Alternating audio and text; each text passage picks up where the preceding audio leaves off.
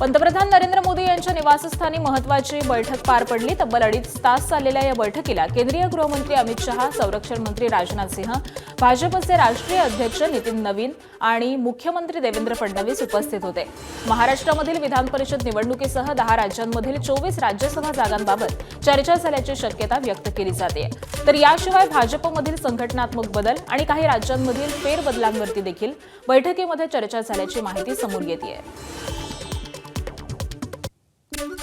भाजपकडून विधान परिषदेसाठी 11 उमेदवारांची घोषणा करण्यात आली। विधान परिषदेच्या 17 जागांपैकी भाजप 11, शिवसेना 4 तर राष्ट्रवादी 2 जागा लढणार आहेत। भाजपकडून आपल्या उमेदवारांची यादी आता जाहीर करण्यात आली आहे। अहिल्यानगरमधून प्राजक्त तनपुरे, सांगली सातारा मतदारसंघामधून धैर्यशील कदम, चंद्रपूरमधून अरुण लखानी, अमरावतीमधून प्रवीण पोटे आणि भंडारा गोंदिया मतदारसंघामधून अविनाश ब्राह्मणकर यांना उमेदवारी देण्यात आली आहे। तर जळगावातून नंदकिशोर महाजन आणि नांदेडमधून अमर राजूरकरांना उमेदवारी जाहीर करण्यात आली। दरम्यान अमरनाथ राजूरकर यांनी उमेदवारी मिळाल्यानंतर पक्षश्रेष्ठींचे आभार मानले। महायुतीमध्ये सर्व पक्षांचा आपल्याला पाठिंबा मिळेल असा विश्वासही त्यांनी व्यक्त केलाय। आमदार प्रताप पाटील चिखलीकर मला नक्की मदत करतील असा विश्वास राजूरकरांनी व्यक्त केलाय।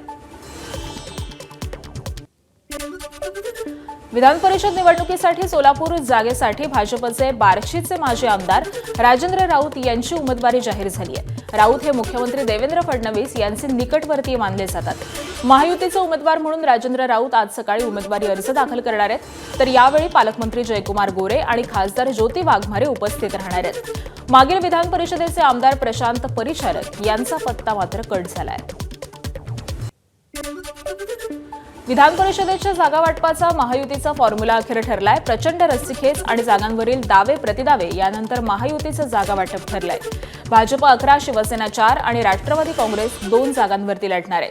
7 जागांवरती अडून बसलेल्या शिवसेनेच्या वाट्याला 4 जागा आलेल्या आहेत, तर 3 जागा मागणाऱ्या राष्ट्रवादीला 2 जागा मिळाल्या आहेत। विधान परिषदेच्या कोकण, नाशिक, संभाजीनगर, जालना, पुणे या जागांवरून महायुतीमध्ये रस्सीखेच सुरू होती। मात्र यावरती आता तोडगा निघालाय। केंद्रामधील नेत्यांच्या चर्चेनंतर महायुतीच्या जागा वाटपावरती शिक्कामोर्तब झालाय। आज अर्ज दाखल करण्यासाठी शेवटचा दिवस आहे, त्यामुळे आज चित्र स्पष्ट होईल। कोकणची जागा राष्ट्रवादी काँग्रेसला सुटल्यानं सुनील तटकरेंचे सुपुत्र अनिकेत तटकरे उमेदवारी अर्ज भरणार आहेत, तर ते आपला उमेदवारी अर्ज दाखल करणार आहेत। जागा वाटपामध्ये कोकणाची जागा राष्ट्रवादीला सुटलेली असली तरी शिवसेनेनं देखील या जागेवरती दावा केलाय। कालच आमदार महेंद्र दळवींची कन्या जुईली दळवी यांनी उमेदवारी अर्ज दाखल केलाय, त्यामुळे अर्ज मागे घेणार का याकडे आता लक्ष लागलंय। या जागेसाठी शिवसेनेचे नेते भरत गोगावलेंचे पुत्र देखील इच्छुक होते।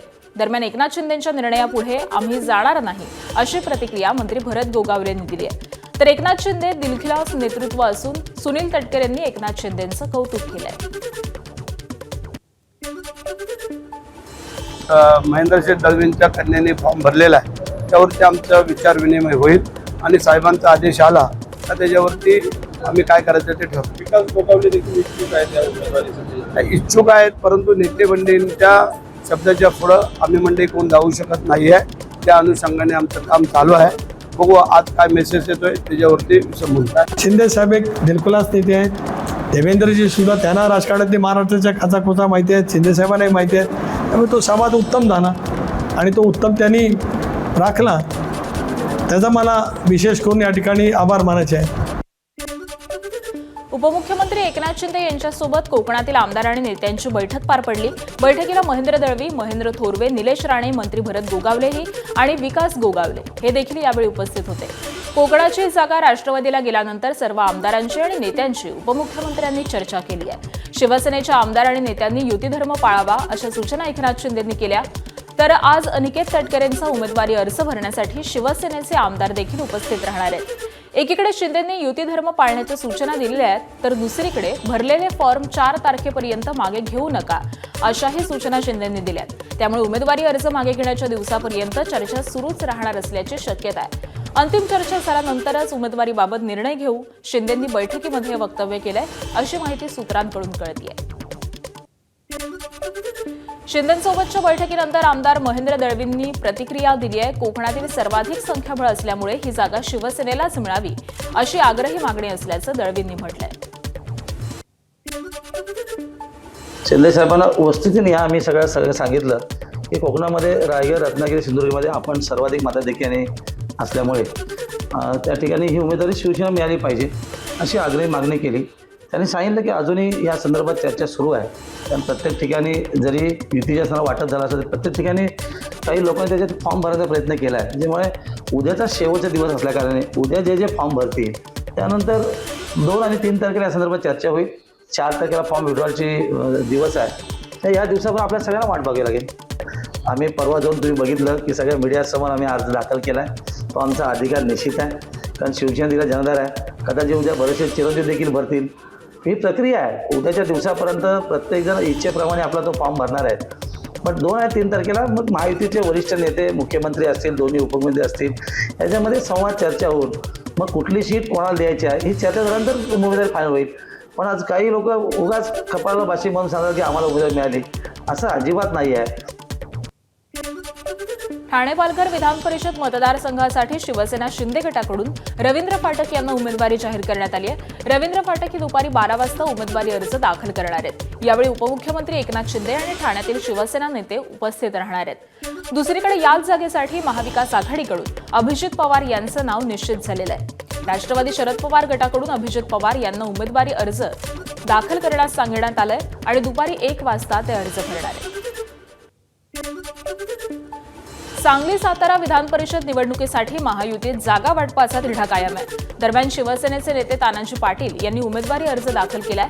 मात्र पक्षानं त्यांना अर्ज भरण्याचे निर्देश दिले नव्हते, असं उद्योगमंत्री उदय सामंत यांनी स्पष्ट केलंय. तानाजी पाटील यांच्याशी चर्चा करून त्यांना अर्ज मागे घेण्यास सांगितलं जाईल, असं देखील त्यांनी सांगितलं. तर जागा वाटपाबाबत आज उमेदवारांची अंतिम यादी जाहीर होईल, अशी माहिती सामंतांनी दिली आहे. स्थानिक स्वराज्य संस्था मतदारसंघामध्ये पुण्यात राष्ट्रवादी विरुद्ध राष्ट्रवादी अशी लढत होण्याची शक्यता निर्माण झालेली आहे. महायुतीच्या फॉर्म्युल्यानुसार राष्ट्रवादी काँग्रेसकडून सुनील टिंगरे यांना उमेदवारी मिळण्याची शक्यता आहे. दरम्यान राष्ट्रवादी काँग्रेस शरदचंद्र पवार पक्षाकडून शहराध्यक्ष श्रीकांत पाटील यांनी उमेदवारी अर्ज दाखल केलाय. त्यामुळे पुण्यामध्ये राष्ट्रवादी विरुद्ध राष्ट्रवादी अशी लढत होणार का, की उमेदवारी मागे घेतली जाणार, याकडेच सगळ्यांचं लक्ष लागलंय. महाविकास आघाडीकडून विधान परिषद निवडणुकीसाठी उमेदवारांची घोषणा करण्यात आली. ठाकरेंच्या शिवसेनेकडून आतापर्यंत 3 उमेदवार जाहीर करण्यात आलेले असून परभणी हिंगोली मतदारसंघामधून डॉक्टर विवेक नावंदर, रत्नागिरी रायगड सिंधुदुर्गमधून बाळा माने आणि छत्रपती संभाजीनगर जालना मतदारसंघामधून देवयानी डोणगावकर यांना उमेदवारी देण्यात आली आहे. याबाबत अंबादास दानवे यांनी एक्सपोस्टद्वारे माहिती देत छत्रपती संभाजीनगर जालना मतदारसंघासाठी देवयानी कृष्णा पाटील डोणगावकर यांच्या उमेदवारीची अधिकृत घोषणा केली आहे. नाशिक विधान परिषद जागेवरून सुरू असलेली रस्सीखेच अखेर संपलेली असून ही जागा शिवसेनेला मिळाली. पक्षाकडून माजी आमदार नरेंद्र दराडे यांना पुन्हा उमेदवारी देण्यात आलेली असून ते आज सकाळी 11 वाजता उमेदवारी अर्ज दाखल करणार आहेत. या जागेसाठी महायुती आणि शिवसेनेमध्ये मोठी स्पर्धा पाहायला मिळाली होती. त्याचबरोबर शिवसेनेमधून भाऊसाहेब चौधरी, आमदार सुहास कांदे यांच्या पत्नी अंजुम कांदे आणि अजय बोरस्ते यांच्यामध्ये तिकिटासाठी चुरस होती. अहिल्यानगर विधान परिषद निवडणुकीच्या पार्श्वभूमीवरती राजकीय हालचालींना वेग आलेला होता. राष्ट्रवादी शरद पवार पक्षाचे खासदार निलेश लंके यांच्या पत्नी राणी लंके आज उमेदवारी अर्ज दाखल करणार असल्याची माहिती समोर येते.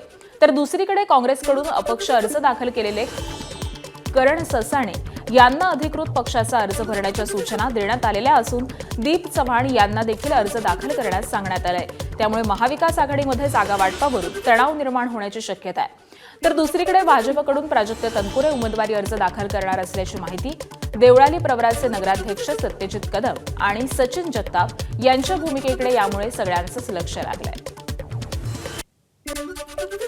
सातारा सांगली विधान परिषद निवडणुकीसाठी राष्ट्रवादी शरद पवार पक्षाकडून उमेदवाराची घोषणा करण्यात आली.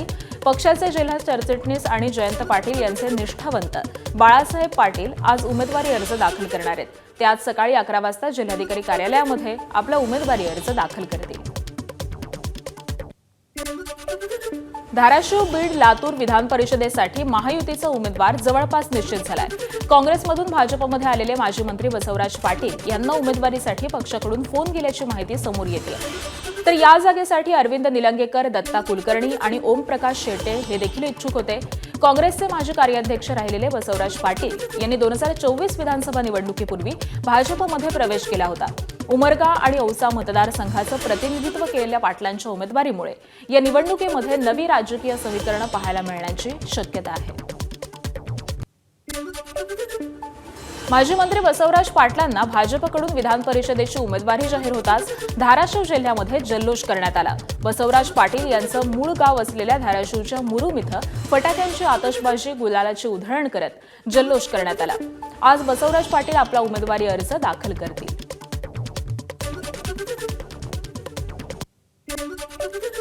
परभणी हिंगोली विधान परिषद निवडणुकीतून अर्जुन खोतकर यांचे सुपुत्र अभिमन्यू खोतकर यांनी माघार घेतली आहे. अभिमन्यू खोतकर यांनी परभणी हिंगोली विधान परिषद निवडणूक लढवण्यासाठी दावा करत तिकीट मिळावं यासाठी प्रयत्न केले होते. त्यांचे वडील आमदार अर्जुन खोतकर स्वतः उपमुख्यमंत्री एकनाथ शिंदे यांच्याकडे ठाण मांडून बसलेले होते. मात्र आता या निवडणुकीमधून त्यांनी माघार घेतली आहे. अभिमन्यू खोतकर यांनी एका फेसबुक पोस्टद्वारे आपण निवडणूक लढवणार नसल्याचं जाहीर केलेलं आहे. भंडारा आणि गोंदिया विधान परिषद निवडणुकीचा उमेदवारी अर्ज भरण्याचा आज शेवटचा दिवस आहे. महाविकास आघाडी असो किंवा महायुतीच्या वतीनं त्यांच्या उमेदवारांच्या नावाची घोषणा केलेली नसल्यामुळे मतदारसंघामध्ये उमेदवारांबाबत सस्पेन्स वाढलेला आहे. भंडारा गोंदियाची जागा महायुतीकडून भाजप आणि महाविकास आघाडीच्या वतीनं काँग्रेस लढणार आहे एवढं मात्र निश्चित झालंय. भाजपकडून अविनाश ब्राह्मणकर हे संभाव्य उमेदवार म्हणून त्यांचं नाव घेतलं जात आहे, तर काँग्रेसकडून गोंदियाचे प्रफुल्ल अग्रवाल यांचं नाव समोर येत आहे. महायुतीकडून लढण्यासाठी राष्ट्रवादी काँग्रेसचे आणि भंडाऱ्याचे सहकार महर्षी सुनील फुंडे हे तयारीमध्ये असून वेळप्रसंगी ते देखील भाजपमध्ये पक्षप्रवेश करण्याच्या तयारीत आहेत. यांच्यासोबतच भाजपचे माजी खासदार सुनील भेंडे, प्रकाश बाळबुधे यांनी देखील उमेदवारी मिळवण्यासाठी प्रयत्न चालवलेत. त्यामुळे काँग्रेस आणि भाजपकडून आज नावांची घोषणा होण्याची शक्यता वर्तवण्यात येते. मात्र नावांबाबत अजूनही क्लिअर झालं नसल्यामुळे सगळ्यांचीच उत्कंठा शिगेला पोहोचली आहे. जी नावं चर्चेत आहेत त्यांच्या व्यतिरिक्त अन्य कुठलं नाव समोर येतं का याबाबत देखील सध्या चर्चा रंगली आहे. यवतमाळ विधान परिषद निवडणुकीमध्ये नवा ट्विस्ट आलाय. भाजप जिल्हा समन्वयक नितीन भुतडा आज उमेदवारी अर्ज भरणार आहेत. त्यामुळे भाजप शिंदेमध्ये फूट पडल्याची चर्चा आहे. पक्षाच्या वरिष्ठ नेत्यांकडून सूचना आल्यामुळे उमेदवारी दाखल करणार असल्याचं भुतडा यांनी सांगितलं. सर्वाधिक मतदार हे भाजपचे असल्यामुळे भाजप या जागेवरती दावा करत असल्याचं देखील सांगितलं जात आहे. जागा ही शिवसेनेला सुटत आहे हे केवळ मीडियामध्ये आहे. मुळामध्ये भारतीय जनता पार्टीच्या शीर्षस्थ नेतृत्वाने मला तशा पद्धतीचे निर्देश दिलेले आहे आणि म्हणून मी माझा उमेदवारी अर्ज हा भारतीय जनता पार्टीचा उमेदवार म्हणून उद्या त्या ठिकाणी दाखल करणार आहे. जळगाव विधान परिषदेच्या जागेसाठी भाजप आणि शिवसेनेमध्ये रस्सीखेच सुरू असतानाच महाविकास आघाडीमध्ये उमेदवारीवरून गोंधळ निर्माण झाला. ठाकरेंच्या शिवसेनेचे शरद तायडे यांनी आपली उमेदवारी जाहीर झाल्याचा दावा केलेला असताना धरणगावचे माजी नगराध्यक्ष निलेश चौधरी यांनी देखील पक्षानं सांगितल्यानं उमेदवारी अर्ज दाखल केलेला आहे. त्यामुळे महाविकास आघाडीचा अधिकृत उमेदवार कोण याबाबत संभ्रम निर्माण झालाय. शरद तायडे आज अर्ज भरणार आहेत. दोघांनी देखील पक्षाचा निर्णय मान्य असेल असं सांगितलेलं असलं तरी या घडामोडींमुळे जळगावच्या राजकीय वर्तुळात चर्चेला उधाण आलंय. अधिकृतरित्या ते कळवण्यात आलं आहे, पण महाविकास आघाडीने जो निर्णय घेतला आहे जळगाव जिल्ह्यातली जी उमेदवारी आहे ती मला जाहीर झालेली आहे. मला जे बी फॉर्मही सुद्धा आलेला आहे. मी त्यांनी जो माझ्यावर विश्वास ठेवलेला आहे त्याचं मी चित करेन. विधानसभा उमेदवारी अर्ज मी काल दाखल केलेला आहे व उद्या आदरणीय शरदाबा तायडे जळगाव महानगरकडून हेही अर्ज दाखल करतात. त्यांच्या सूचनेनुसार आम्ही दोघं जण अर्ज दाखल करत आहोत. तरी त्यांच्या सूचनेनुसार पुढच्या निवडणुकीची रणनीती ठरवण्यात येईल व त्यांच्या आदेशानुसार आम्ही निर्णय घेऊ व ही निवडणूक पूर्ण ताकदीने लढण्याचा प्रयत्न करू.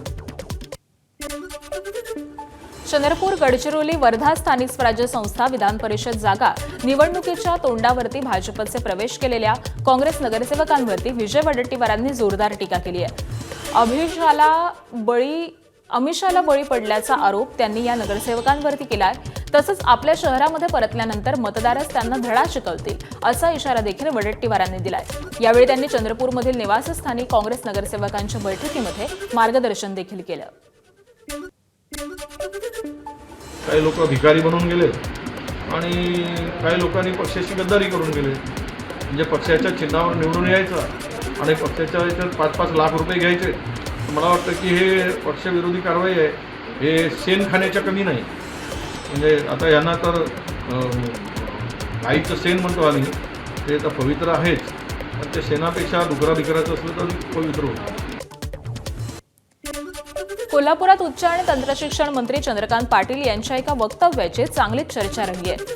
हितैषी काउन्सिलिंग सेंटरच्या उद्घाटन कार्यक्रमामध्ये बोलताना त्याने राजकारणात खुर्ची किती महत्त्वाची असते यावरती मिश्किल भाष्य केलं. राजकारणात खुर्ची महत्त्वाची असते, त्यामुळे आपली खुर्ची आपण घेऊन बसावी असं वक्तव्य करताच उपस्थितांमध्ये एकच हशा पिकला. विशेष म्हणजे या वक्तव्याचं तंतोतंत पालन करताना देखील चंद्रकांत पाटील दिसून आले आणि त्यांनीच आता कोल्हापूरमध्ये चर्चा सुरू आहे. काही जणांना युरोका असेल, अरे सापडलं काही जणांना ज्ञानात भर पडेल, काही जण त्यावर लिहितील सोशल मीडियामध्ये. असा जो हेतू आहे पण आता फार वेळ न घालवता आम्ही आमच्या राजकीय क्षेत्रामध्ये प्रत्येकाने आपली खुर्ची सांभाळून ठेवायची असते. प्रत्येक जण आपली खुर्ची कोणी तिथे व्हॉलंटिअरने घ्यायची, ठेवायला यायची, आपली कामं आपण करायची, तर ती खुर्ची घेऊन आम्ही समोर बसतो. एबीपी माझा, उघडा डोळे बघा नीट.